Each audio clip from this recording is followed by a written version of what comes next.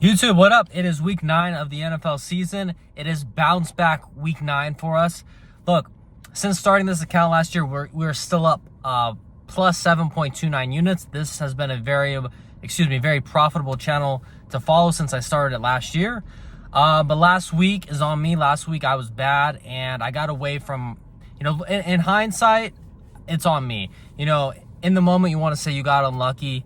Looking back on it, looking through it logically, I learned an important lesson last week, and I just want to start off this video by sharing that with you.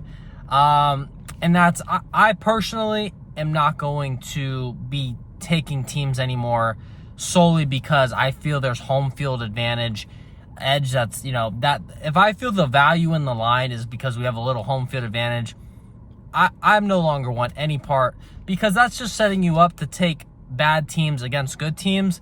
And from my experience of watching football, that is never the spot you want to be in.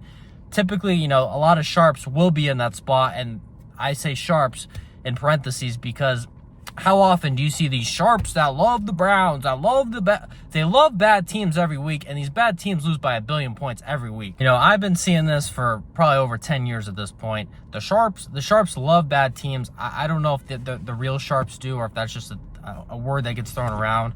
But yeah, for me, looking back on it, we never want to be on a team like the Saints unless they're playing a team worse than them. That was a team that I just liked them because of they were at home, and they're a bad team. We don't want to be on teams like that. And then with the Steelers, again, they weren't a better team than the Packers, but because they were at home, that's what made me like that game. That is not something I'm usually on. I'm usually always on the better team.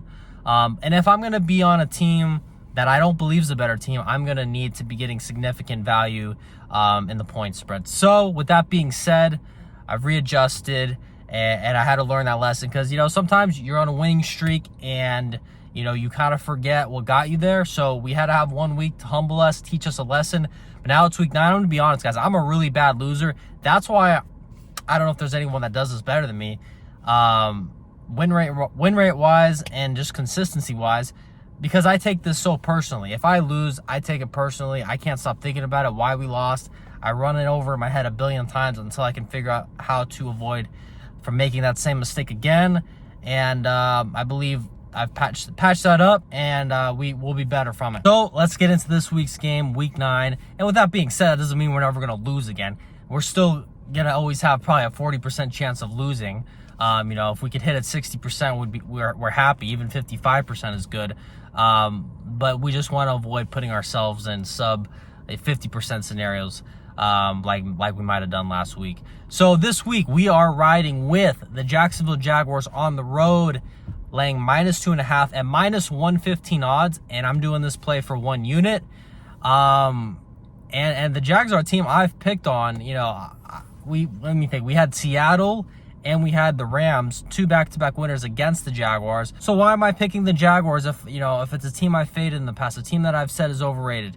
Because even though I say the Jaguars aren't in this elite category, and we've bet against them when they've played teams that are closer to that elite category, this week they are playing the Las Vegas Raiders. And while I don't think the Jaguars are elite, I do think they're like a middle-of-the-pack team. They're not horrible.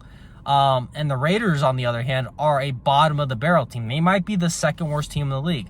I think we all can agree the Titans are the worst team. And then I think second worst is probably a battle between the Raiders and the Saints. Raiders and the Saints. So, I don't think this is 2 bottom-of-the-barrel teams or 2 average teams. I think it's 1 average team versus 1 bottom-of-the-barrel team.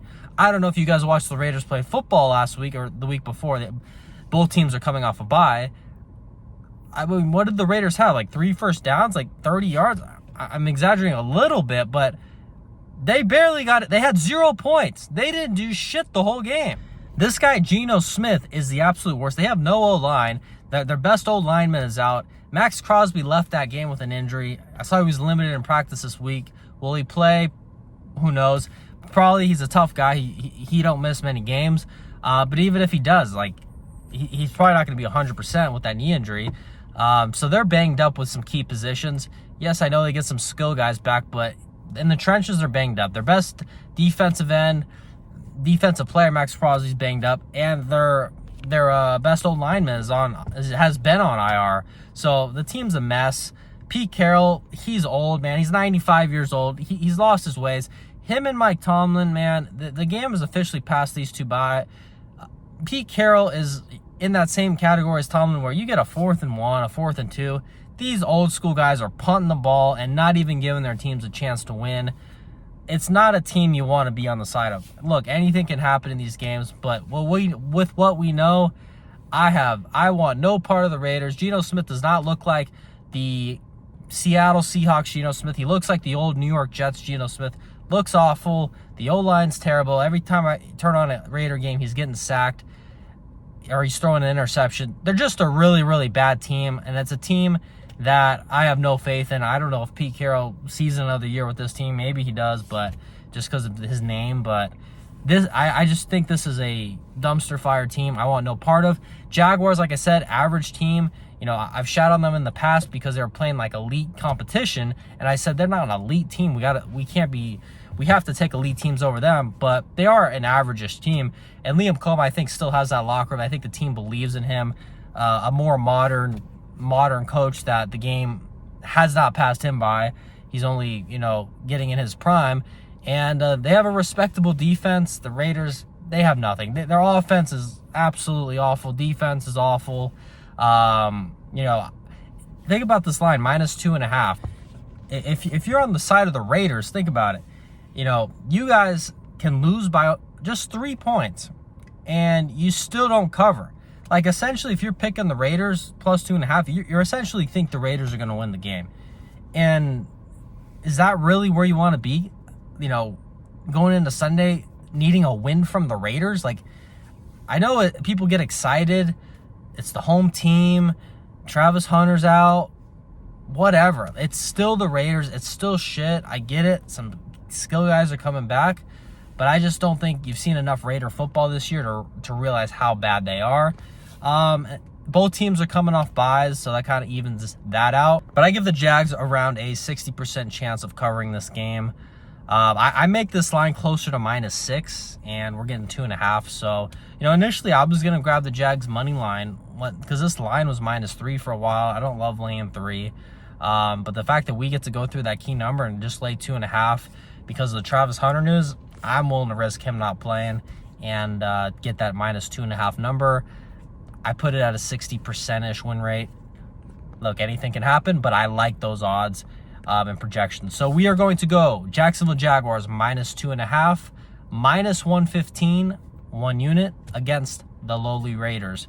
All right, boys, that's it. At the time of making this video, it's the only play I have. Things can change, but at the time of making this, that's all I have. So we'll see if anything else comes out. As always, if you made it this far, please like the video, subscribe. It's so hard to grow on YouTube.